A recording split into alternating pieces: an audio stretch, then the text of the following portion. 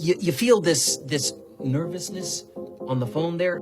Sir, I've been trying to make an urgent phone call up there. Well, I don't think it's something I want to do on an overseas phone. You gotta make some phone calls. Hang up the phone. Prank caller. Prank caller. Ladies and gentlemen, welcome to Packernet After Dark. This is the call-in show, the Packernet Podcast Network. If you'd like to call in, if you'd like to participate in the show, please feel free to do so. The phone number here is 608-501-0718. New callers go directly to the front of the line. We do have a new caller today. New caller, what's going on? My name is Hernandez. Oh, okay. I need to address the disrespect that we are giving the fullback position as fans. Okay. This is going to take longer than 3 minutes. Think of who our last fullback was. Mm-hmm. Some of you may say John Kuhn. Kuhn was our fullback until 2015. In the 15 NFL draft, in the 6th round, we selected Aaron Ripkowski, a better name than a fullback, but he becomes our starter in 2016 and 17. In 2018 and 19, we brought in a guy by the name Danny the Superback Vitale. Mm-hmm. He crosses over into the Matt LaFleur era. In 2020, we drafted fullback in the 3rd round. This is how important fullback is to Green Bay. In the 3rd round, we select Josiah Deguara. You don't believe me that he was a fullback because you believe the mainstream media calling him a tight end? Well, in 2020, he blows out his ACL. We have a Mercedes Lewis. We have Robert Tunyon. We have our other 3rd-round pick, Jay Sternberger. We also have a rookie named A.J. Dillon that some think could play fullback. Do the Packers agree? No. They say we don't have a fullback. We need a fullback. They bring in John Lovett. He is our fullback until week 9 when he blows out his ACL. We're finally back to being good. Aaron is playing lights out at this point. We're in must-win games. Do the Packers say, let's fall back to our deep tight end room and A.J. Dillon? No. They say we don't have a fullback again. None of these guys can play fullback. Let's go get one. In must-win games, they bring a guy off the couch. His name, Dominique Daphne. Maybe you remember him because he was kind of a folk hero, even catching a touchdown for us down the stretch in 2020. He comes back and plays some snaps in 2021 as Deguara is recovering from his knee injury, but Deguara is our fullback. Deguara is fully healthy and taking all snaps at fullback in 2022, and in 23 he starts out as our fullback, but he gets injured in week 11. Remember, in 2023 we have Luke Musgrave, we have Tucker Kraft, we have Ben Sims, we still have A.J. Dillon that some people can play fullback. Do the Packers agree? No. They say we don't have a fullback. We need a fullback. The very next week, in week 12, they bring in Henry Pearson to take snaps. I can't even remember who it was. Greg Rosenthal or someone that said, watch out for Ben Sims taking snaps now that Deguara's out. And he looked like a freaking genius because in week 13, Sims catches a touchdown against the Chiefs. Look it up on the YouTubes. Do it. Henry Pearson is the fullback on that play because Deguara was out. Deguara returns in week 14, and Pearson doesn't take a snap the rest of this. 3 minutes got him, but I am fully captivated here. Please continue. After we got rid of Deguara, 2024 was the first dark year for us at fullback.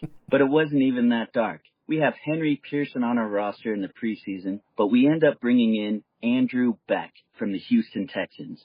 Beck remains on our team in all of 2024, but he only takes snaps in 3 games. We begin running out of shotgun. Much to some people's chagrin, kind of effective still, but now I don't believe the fullback position is dead.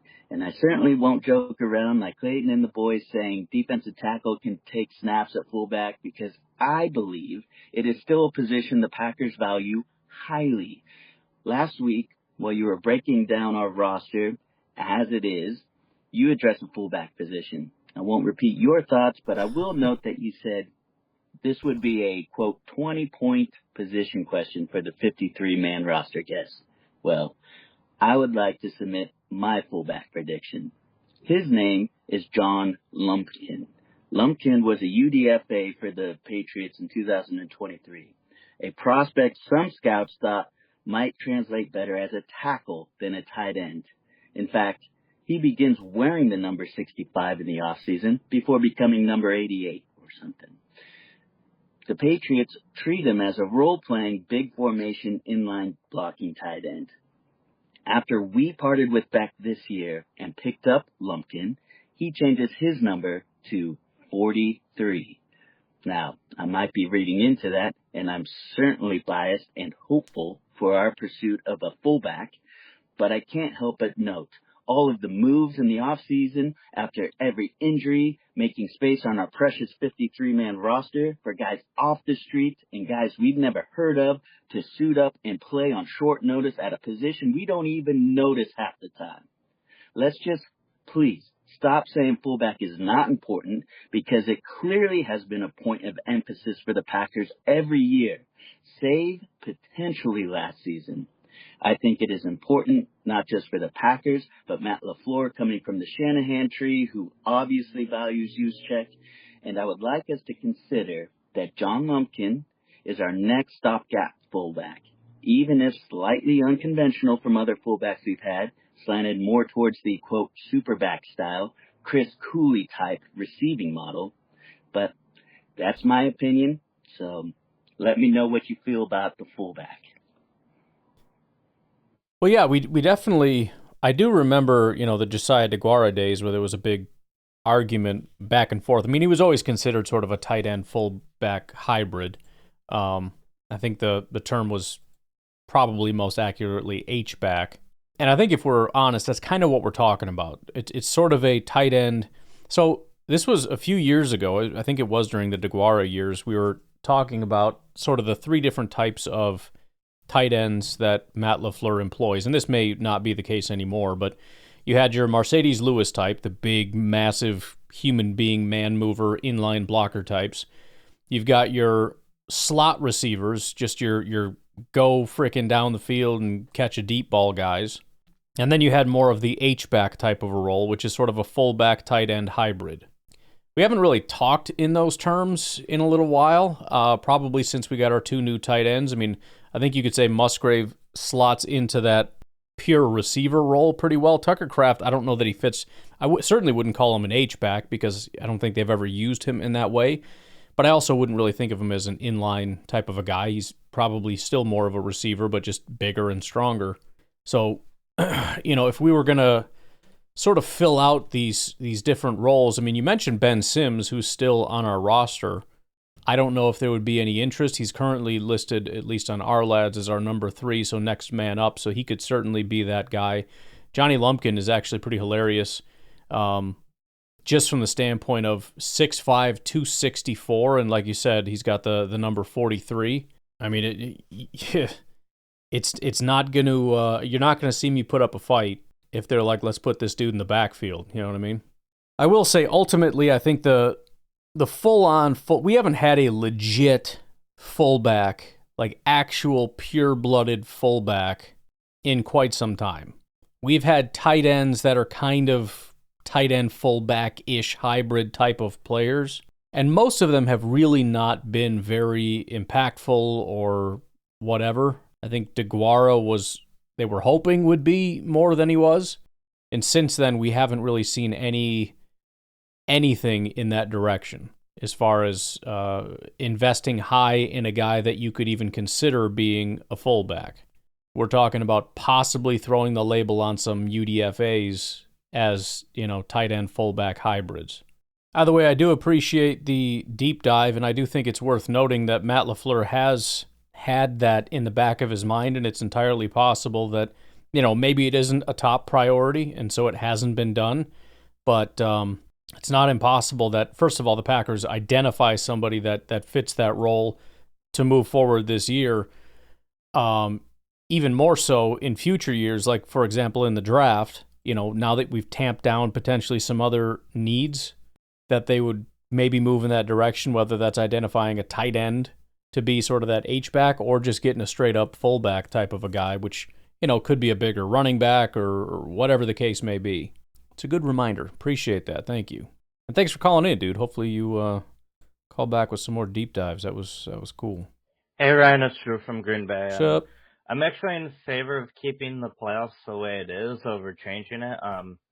I don't believe the final record actually matches how good the teams are. And the other thing is that because I think this is a point a lot of the comments were making, because of the way the divisions are and how the scheduling operates off the divisions, it makes lopsided schedules. And if you have an easy division, you're going to end up with a higher record. And if another team is going through a slugfest of a division, they're going to end up with a lower record. And good teams could get kicked out just because they're in a tougher division. And last year, the Packers definitely benefited from any. Hold on. Again, I feel like we're saying the same things and coming to different conclusions. If you're in a tough division and you're a good football team, are you more likely to have a good record and not win your division, or have a bad overall record and win your division? It's very obvious that with my system, you're more likely to have that good team get in. And you mentioned, well, the record doesn't always mean the best team. That's true, but how do you determine who wins your division?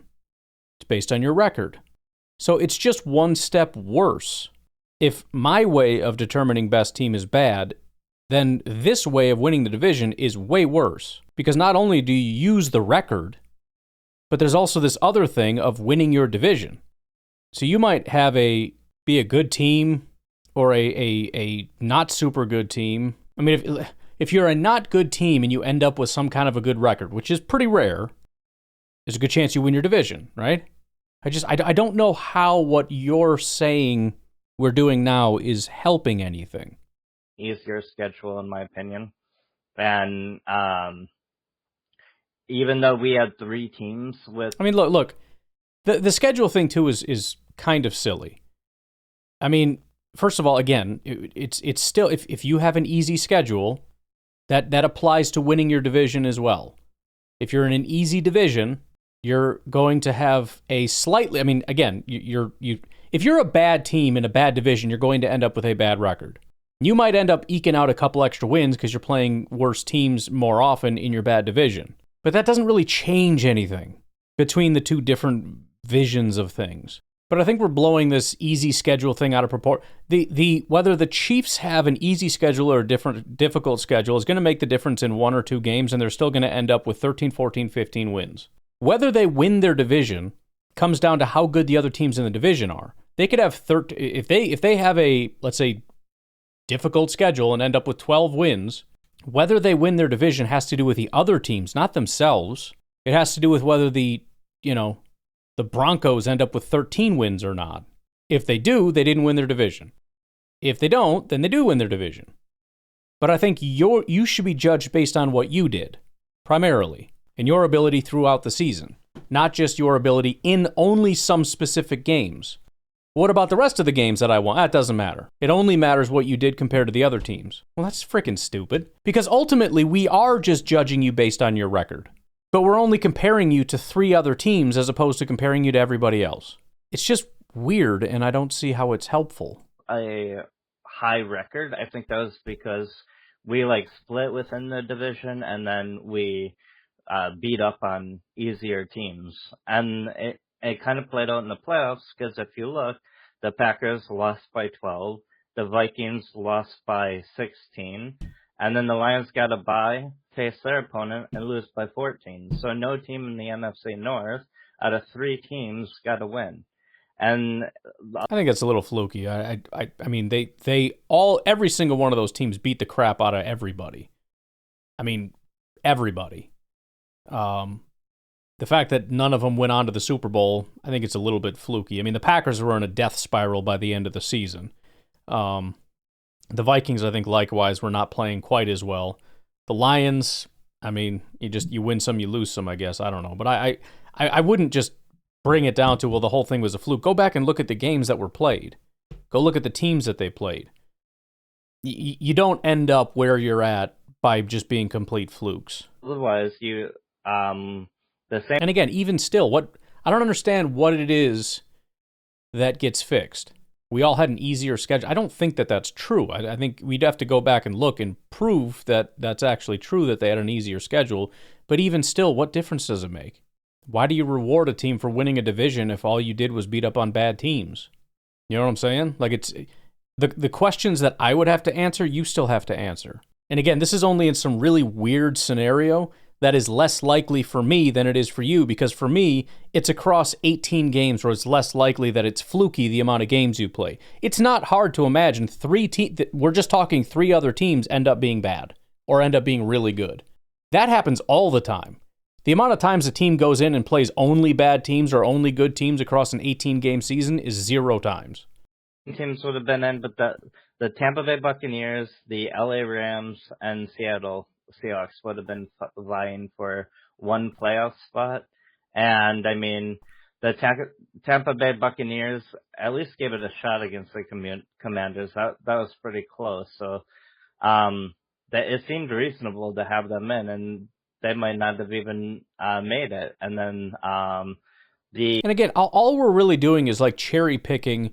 In this instance, this team actually was pretty good. Or what?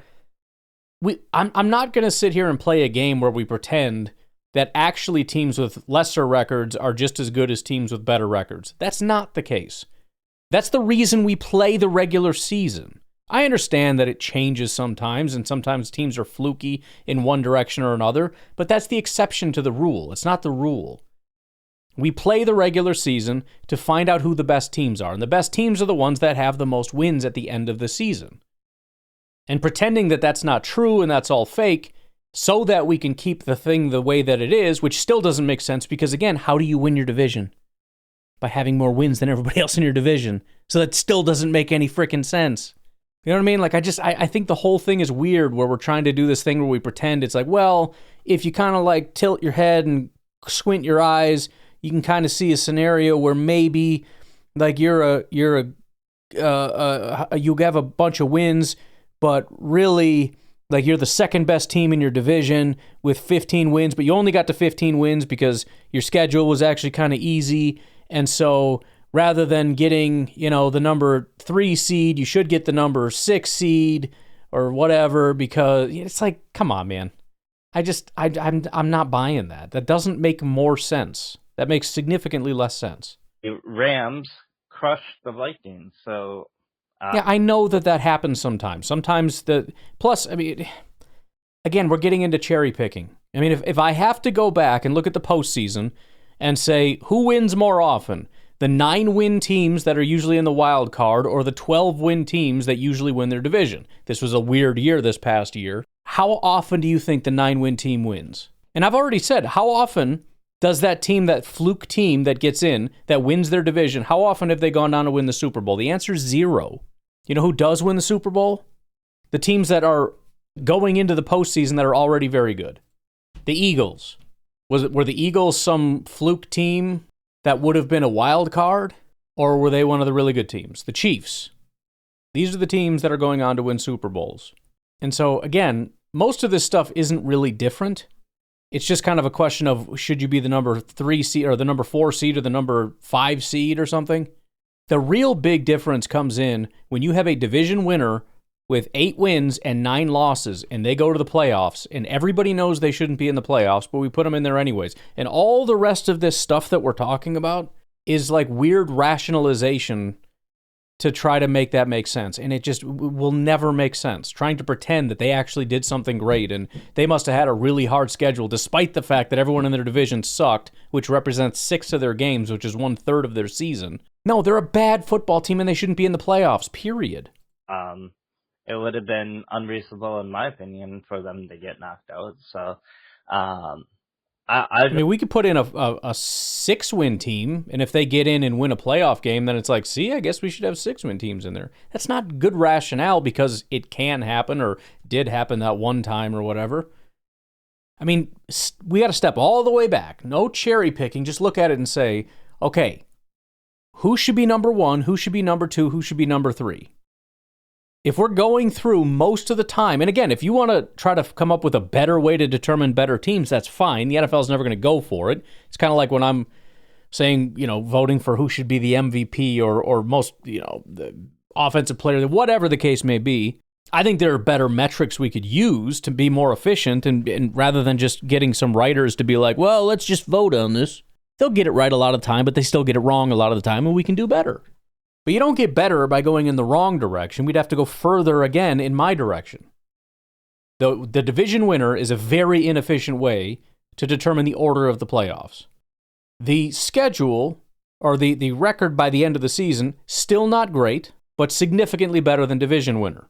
Again, if you want to go with like adjusted DVOA or whatever, which kind of shows the most recent game, that would be great. That'd be a good way to do it. And it's going to correlate much higher with record anyways, but we're obviously just speculating on nonsense that's never going to happen. I think the way it is, you give, geographically, you give the ability for fans to go to stadiums wherever it is, because you're usually going to end up with the home games in the north, south, east, and west. Don't care about that at all. Rather than having like 3 home games in the Midwest or whatever. And I just think it's a better system. It's more linear or more even across the board. And yeah, I really just disagree with this premise that because of a record that actually shows how good the team is at the end of the year. Anyways, have a good one. Bye. It's not perfect, but it's better than where we're at. If all you're saying is the record doesn't necessarily mean that that's how good you are, of course that's true. But it's a better way to determine it than division winner. That's not even debatable.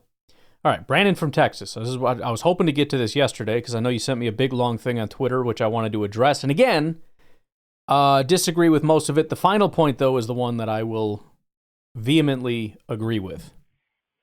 Right. This is Brendan from Texas. Yo. Just listening to the pod. I sent you a message on X as well. Yes, sir. I disagree with you over the playoff seeding stuff. The main reason being the NFL's king because every team, every year, feels like they have a shot. Whether they're the Patriots or the Chiefs and have a big chance, or, they're the Browns and have a .001 chance. All they have to do in the current format is be better than 3 teams throughout the year to punch a ticket in advance.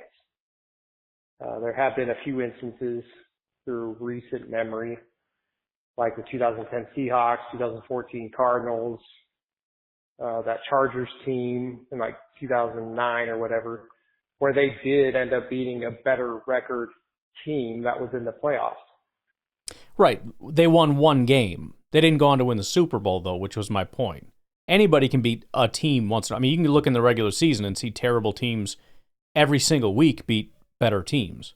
But actually seriously being a part of it, I don't know about that. As far as, the NFL being king because anybody can win, I mean, it sounds nice. It's a nice little bumper sticker adage or whatever. I don't know if that's why the NFL is king. I think about half the league knows they're not going to the Super Bowl right now today. So I mean, it's a relatively compelling argument when you say it, but in practice, is there really anybody out there that you look at and say, you might count this team out, but all they got to do is beat 3 teams, and if they can do that, they can go to the playoffs, and then all bets are off. I mean, I've never heard anyone say that, and I can't think of a team that would apply to. I mean, you'd have to think of a bad division, right? So you go to, again, the NFC South or something, and you say, hey, the Falcons with Penix are really not that good, and you don't expect them to be that good, but they could win the division, and then they can go to the playoffs, and then anything could happen. I think you would probably be laughed at for the most part, because even if you win the division, whether or not I'm going to believe in you for going to the Super Bowl has more to do with whether or not you with Penix is actually a good football team, as opposed to, well, you snuck in under some stupid rule, and now I actually think you're going to go on to win the Super Bowl and beat all the best teams. I don't believe that. Record doesn't necessarily matter. The cool thing about the NFL is it's any given Sunday. So you can lose. Yeah, for a game. To the stupid Detroit Lions when they're 1-15 and you're the Packers. Yep. And then the next week you can turn around and beat a 14-win team. It doesn't really matter. It's any given Sunday. And another reason is I do agree with some of the NBA takes. I think between this and the dumb proposed idea between the draft lottery, it's just the overall softening of the NFL. You've got people flopping now, quarterbacks in particular. You've got the dumb draft lottery idea, and you've got this. The NBA is tanking in ratings for a reason, and it's because they're getting soft. I don't know how this would apply to being soft, though. You know what I mean? I mean, I agree with you. The NFL is getting soft. I don't think it's good that the NBA is with all the flopping nonsense. And it you know, again, I don't know much about the NBA, but it just sounds like it's a whole lot of just, you know, the strategy is kind of out the window. And so I agree with basically in spirit what you're saying. I just don't know how that applies to this particular topic. And crybaby. And most of us blue-collar Americans don't want to watch that crap. Right. Anyway, man, wish you the best. See ya. Well, the main point that I do agree with, that I don't think you brought up, is just tired of the constant changes. And I mentioned this already on the podcast from yesterday, but just saying I'm sick of it. I'm over the changes. We're changing too much. I think that is, so far, from what I've heard, the best argument. You almost got me a little bit with your first argument because it sounds good. But again, I can't think of a single instance where I or anybody else has ever said that, thought that, or believes that moving forward. You can maybe pitch that to somebody that hasn't been watching football for very long, but has that ever been a thing? I don't know. I don't think we've taken a break. I'm so freaking immersed, I'm not paying attention to what we're doing. So why don't we go ahead and take a break? We'll come back, and we got some Nico from Idaho.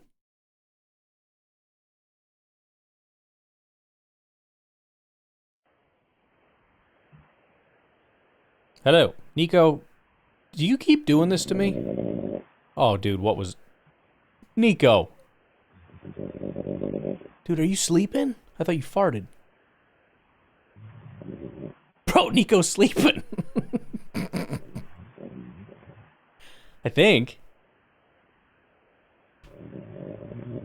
Just making sure he's not dying. I don't want to laugh at him if he's calling for help. This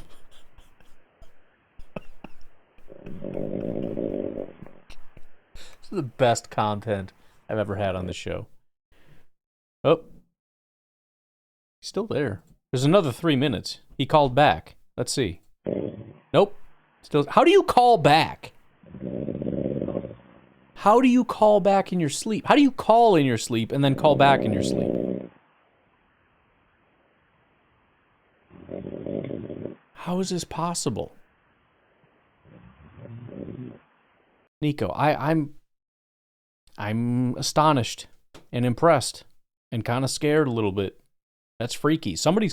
You got some kind of a freaking, it's like a horror movie type of thing, you know?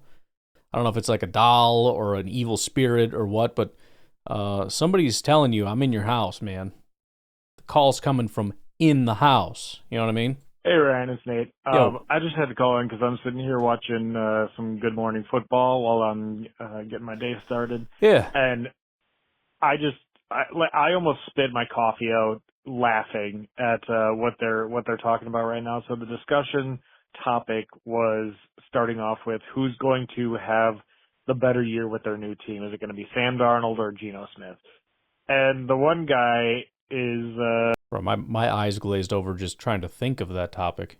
Is a Seattle fan, but oh my god, I cannot believe he said this. He's like, he says, obviously,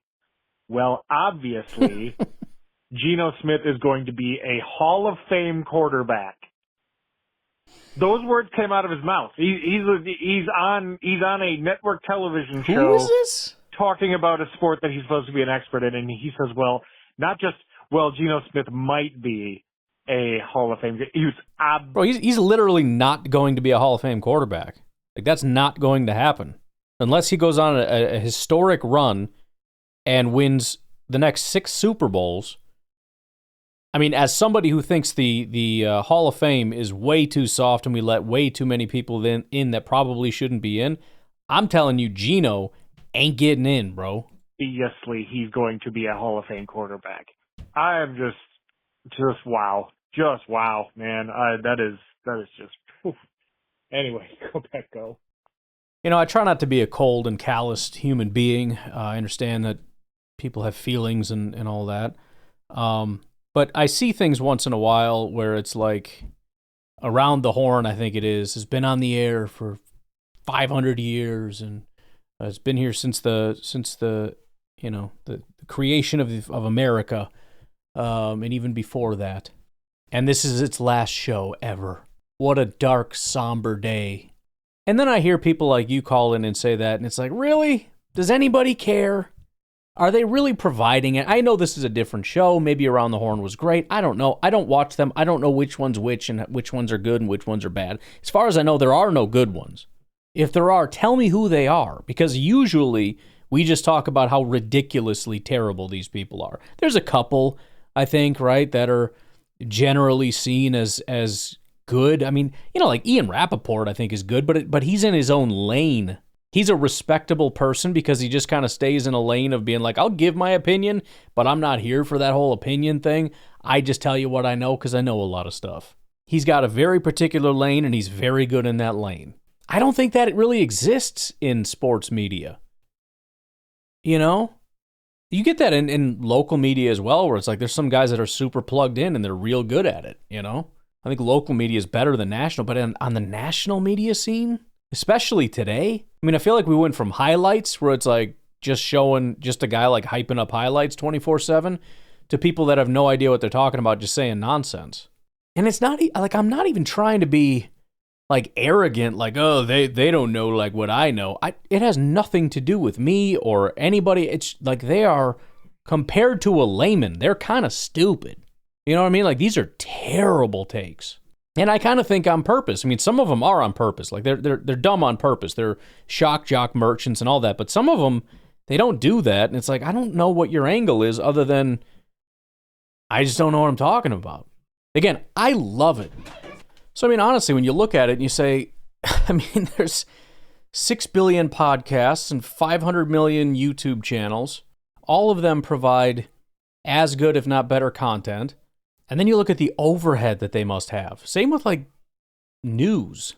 Like, can you imagine being like CNN or Fox or MSNBC or something?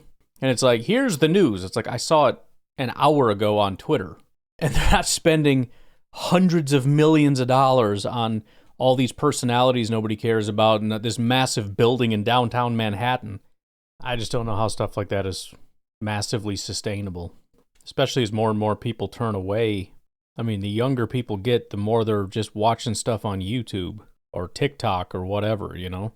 And so in order to fund these things, you have to charge these advertisers way more money than it's worth because you've convinced them that that's a good idea for some stupid reason.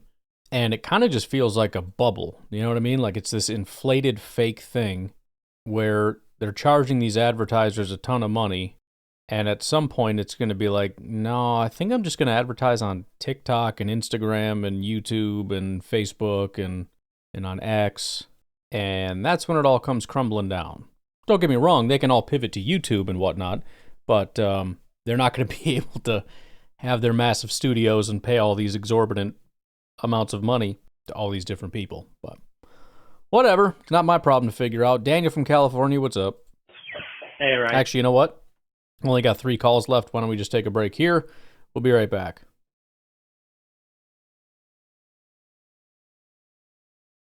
Daniel from California. What's up? Yeah, I was just listening to today's podcast on Friday. Just kind of going over like I don't know what it is, the 10 Commandments of cap conservatism, just making up a name for it. But, sure. Man, like I like all of it in theory. But there are some realities with draft picks, and like the whole thing is as Packer fans, we are usually lucky because any other team, except for the few good ones, but any other team is lucky to get 2 solid contributors on their team that are draft picks and then a bunch of guys that are going to be out the league in a few years, right? We are more fortunate to where a lot of our draft classes contribute, except for maybe 2020 and 2021. A lot of those guys didn't contribute, but you look at all of our recent draft classes, a lot of the ones before, Like, a lot of the guys contribute, and that's pretty standard. Like, I don't want to be trading away assets to try to focus in on lottery tickets because, somebody like Elton Jenkins is not going to, like, you can't, you could probably find somebody because that's actually our forte is offensive linemen, but like corners, we've always struggled at finding like top tier corners. Like, yeah, we got lucky with Jair, and then that was just a steal for Rasul when we had Rasul for a while. But how long were we in corner hell? So, like, I just like the whole smaller contract thing, like how we got value from Devondre, how we got value from Rasul. I think that is a model where if you can extract value like that, finding that B tier process, the C tier process that you could potentially get up to the next grade, right? Getting that value, because I think that value for floor setting is more important than accumulating picks. And I want all the picks. That's something that I really enjoy. When we go into a draft and I see we had 10 picks, 9 picks, it makes me pumped. But realistically, you can't do, you can't find success every year in the draft. You can only get, like, you can't say you're not going to hit on all, you had 10 picks, you're not going to hit on all 10 guys, but the likelihood is if you have 10 picks, you're probably going to get 4 guys that are going to be contributors when you have that many picks. But it's just, like, I don't want to just go all in on going back to Ted Thompson, because I think Goody has a lot more stuff that I like about it. So that's all I got. Go Pecco. Yeah, I mean, it's a balance, There's a balance between now and the future. There's a balance between draft and the guys that you have on your roster. I think we have the general guardrails, and I think pretty much everything that was said by Andrew, was it, over on Facebook? I think everything there is correct as a sort of general guardrail or guideline. But there's also a case-by-case basis, and I think that there are, when you come to it, at the end of it, like with Jair, you look at it and say, okay, based on this, what do we got? If we trade, we get this. If we keep him, we get this. If we cut him, we get this. You get somewhere around maybe this much value this year, potentially this much value next year and beyond for, the trade. You get, you got to kind of try to balance those things out. It can't all be about this year, but I think sometimes you have to look at it and say, this isn't ideal. I wish it wasn't this way, but it's the way that it is. He's overpaid. Sometimes guys are overpaid. Sometimes it's just the NFL market that overpays certain people, and sometimes it's just, you paid a guy and you probably shouldn't have, and that sucks. In hindsight, right? But yeah, I think I don't know. I just think when it comes down to it, you gotta do everything on sort of a case by case. All right, Bramble, close it out here, man. Hey, Packy. Divisions don't matter in the context of seeding every team, because why does winning the division matter? How is that a sense of pride at that point if, say, you win your division and you don't make the playoffs? Well, and I kind of addressed this before. There are 2 points. Number one, I want to win the division no matter what. If we are in the playoffs and we win the division, you get the higher seed or whatever. I want to win the division because the Lions, the Bears, and the Vikings are in our division. If we're completely, I mean, it's a competitive thing. I don't know how everybody else feels about this, but this kind of falls in the same category of like, well, the rivalry would go. No way it would go out the door. And I want to win the division so I don't have to hear the Lions brag about how they won the division. Right? Like, when we look back and say we won the division 5 times in a row, that's a point of pride by itself. And then there's the playoffs, and then there's Super Bowls, and there's different metrics for things that you did throughout the season. I still want to win the division. The fact that that's an automatic punch your ticket to the playoffs is a nice bonus for sure. But I want to win as many games as possible to go to the playoffs. I want to win the division because F the Bears and Vikings and Lions. That's why. On the other side of it, you said, what's the point of winning your division and you don't go to the playoffs? What's the pride in that? Like I said, you should not have pride. If you win 8 games and win your division, you shouldn't get a banner. You shouldn't have pride. You suck. Now, if you want to be proud of the fact that you were the best team in your division and brag about it, you can, but you're a freaking loser. I don't think there should be pride in winning the division if you're not good enough to go to the playoffs because you didn't even get to 9 wins, which is probably all it's going to take with 7 teams getting in. If you can't get to 9 wins, there is no pride in that. You get to hold that over Chicago's head. Yes. Let's look at it from a different point of view now. We have divisions that don't frickin' matter if you win them. Why do we have to play the Vikings twice? Why do the Bears have to play the Packers twice? Why do the Lions have to play the Packers twice? Because they're in our division. Because it's a division rival. That's why.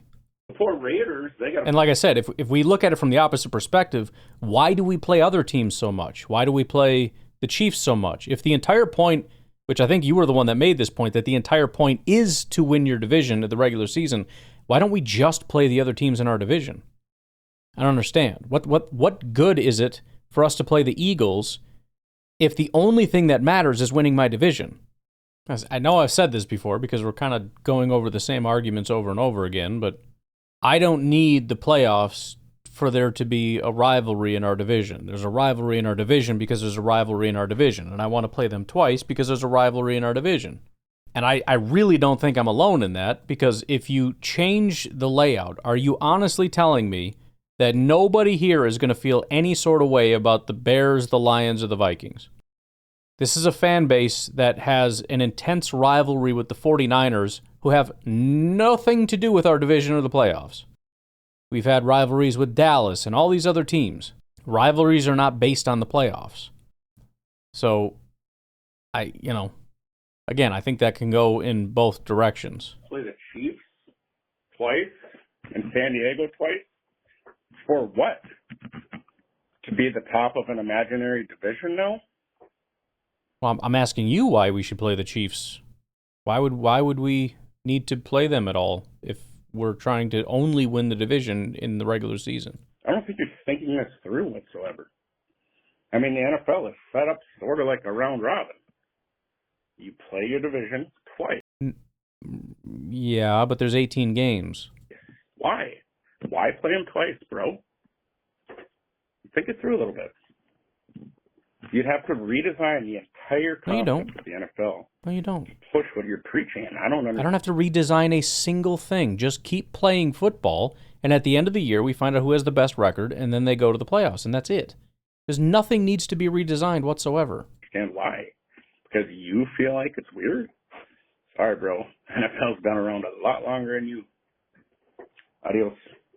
Yeah, I mean, the NFL's been around a lot longer. That doesn't have anything to do with whether the way we decide who goes to the playoffs could be done better. I mean, again, why do we play the Lions twice? Because they're in our division. The NFL's broke up into 2 groups, and those groups are split into 4 groups. Each of the 2 is split into 4, and those groups are in a division together, so they play each other twice. If you need a reason, it's because they're close regionally, okay? But I don't need a reason. It's just the way it is. It's a division. We play each other. We're rivals. It's fun. It has nothing to do with the playoffs. And if you're telling me the only thing that matters, which I think is exactly what you said, the only point of the regular season is win your division, then I don't know why we play any other team. Hey, just responding in real time here. You said nobody says winning the division is a goal. Coach Mike McCarthy used to say the season goals were 1, get to 10 wins, 2, win the division, 3, get a first round bye. Yeah, well, I think I said that on the show. There's layers to your goals, but why do you need to get to 10 wins? If I can win my division with 4 wins, who cares? Why would I need to get to 10 wins? I agree. I want to win the division every year. Even if we change to my playoff structure, I want to win the division every year. So, yeah, I'm fine with that. I don't know why you're selectively remembering this stuff like it's new. Well, again, I don't know what I'm selective. I mean, saying that somebody says that winning the division is a goal, of course it is. Of course it's a goal. Just like beating the Bears is a goal. I want to sweep the Bears. Why? Because I frickin' do. That's why. I want to sweep the Lions. I want to sweep the Vikings. I want to be undefeated. I want a lot of things. Of course winning your division is a goal. Especially, right, because that's the way the NFL is set up, I suppose. You could say that has to be a goal, but even if it's not, it's still a goal. It's not the entire point. It's not the only thing that matters. You literally said, he said get to 10 wins, and I have no idea why that would be something you need to do. All you have to do is win the division. Why do I need 10 wins? It's not going to get you a first-round bye, so that's not that. And again, all we're talking about nonsense. Like, I just, all of this is beating around the edges. Why is this better? I haven't heard anyone explain to me why this is better. Because you need to redesign everything. No, I wouldn't. I don't have to redesign anything. Because then these games against the Bears and Vikings and Lions don't matter. Yeah, they do. They do, because they're in the division.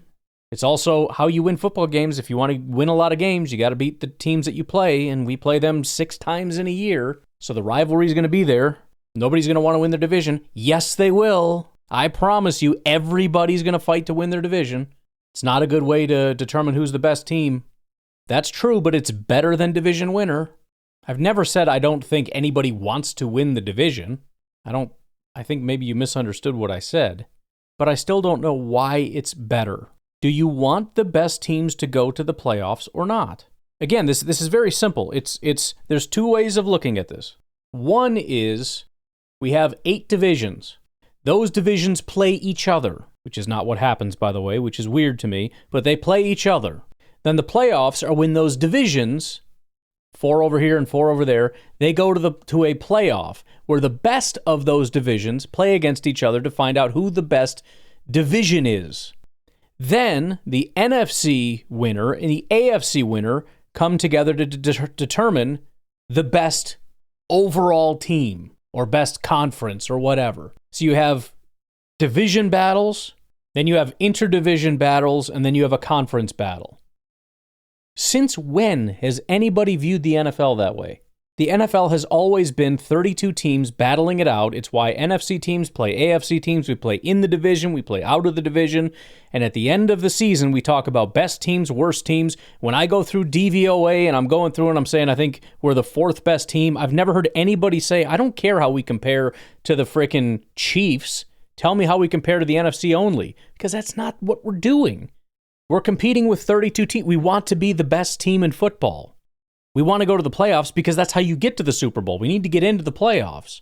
But you want to win as many games as you possibly can. It doesn't matter if it's the Bears, the Vikings, the Lions, or the freaking Falcons. You need to win all your games. Again, when we went through the schedule, did anybody say who cares about any of the games except the NFC North games? No. Nobody says that. Nobody thinks that. The regular season is a battle among 32 teams. The best of the best go to the playoffs and battle each other. The 2 remaining teams in that playoff amongst the best teams go to the Super Bowl to find out who the best team is. It's about teams, not divisions and conferences. I don't need the best AFC South team to get in so they can battle and we can find out who the best division is between the AFC North, East, South, and West. That's not interesting to me.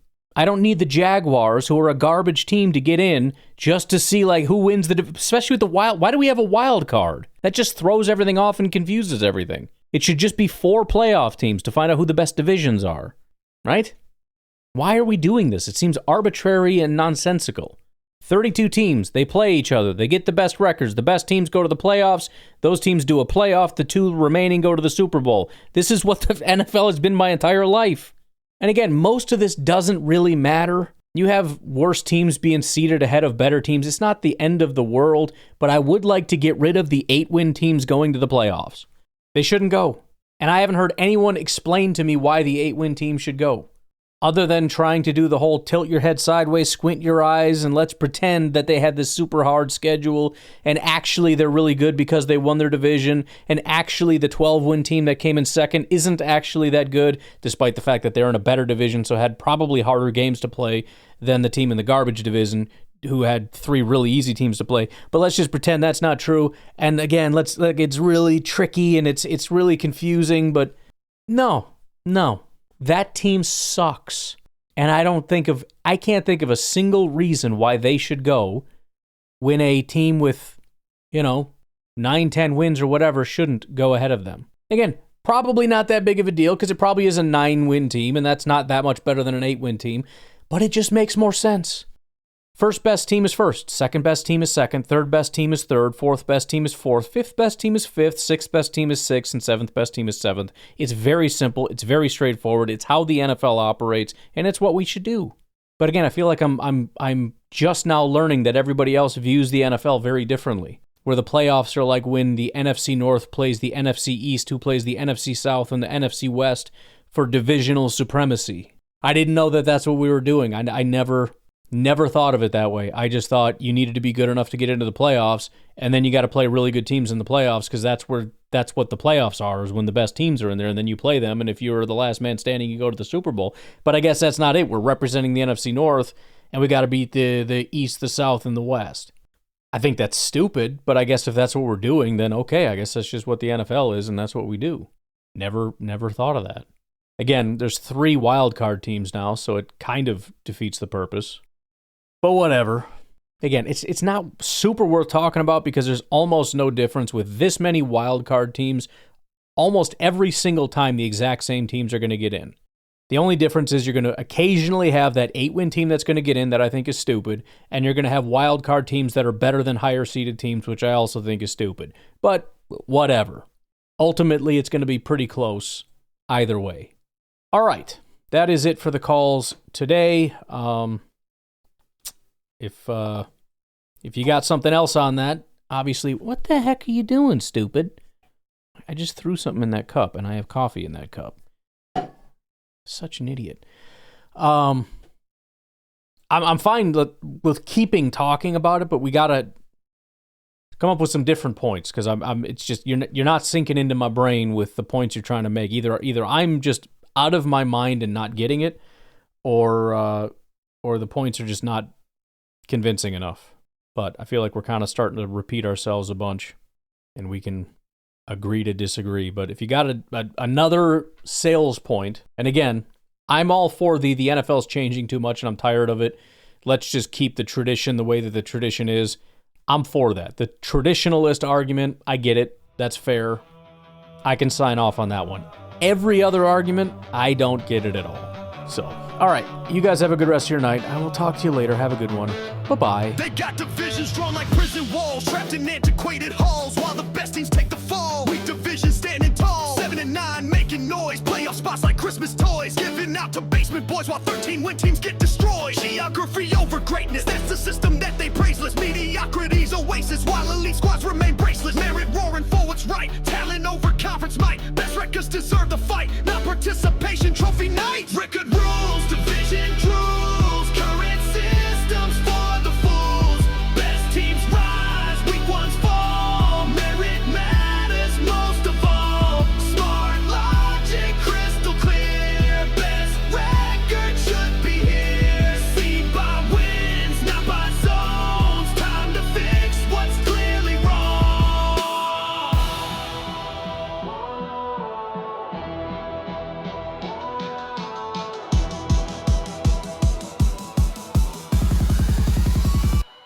NFC West sitting in trash while AFC powerhouses crash into wildcard spots like cash, being burned with no rehash. 17 games of grinding sweat just to watch them 7-10 net. Home field advantage, place your bet on teams that haven't earned it yet. It's mathematical madness, systematic sadness. Weak division champions practice playoff gladness, while double-digit winners watch from their couches in December. This broken bracket's something we should never remember. Record rules, division rules, current systems for the fools. Best teams rise, weak ones fall. Merit matters most of all. Lions logic, crystal clear. Best record should be here. Seen by wins, not by zones. Time to fix what's clearly wrong. 4 divisions, 4 free passes to the media. mediocre masses. While the worthy sit at home, this structure's built on sink and foam. 14 teams, but only 8 advance. Give the best ones their true chance. Lions' proposal makes the most sense. Merit over false pretense. Picture this, the 16 best. No more geographical jets. Superior records put to test. Weak division, kings let arrest. No more fluke on playoff games for teams with losing record names. Performance speaks, not boundary frames. Let excellence stake its claim. From logic comes the call to tear down this divisional wall. Pure performance stands most tall. Let the best teams have it all. Record-based, not space-based seeding. This is exactly what we're needing. Truth leading, others bleeding from this wisdom so succeeding. Rules, division rules, current systems for the fools. Best teams rise, weak ones fall. Merit matters most of all. Lions roared and got it right. Best records win the fight. Seed by wins, that's the way. Time for change starts today. 14 wins but 7 seed. That's a broken system indeed. Smart wisdom, crystal clear. Records are what should matter here.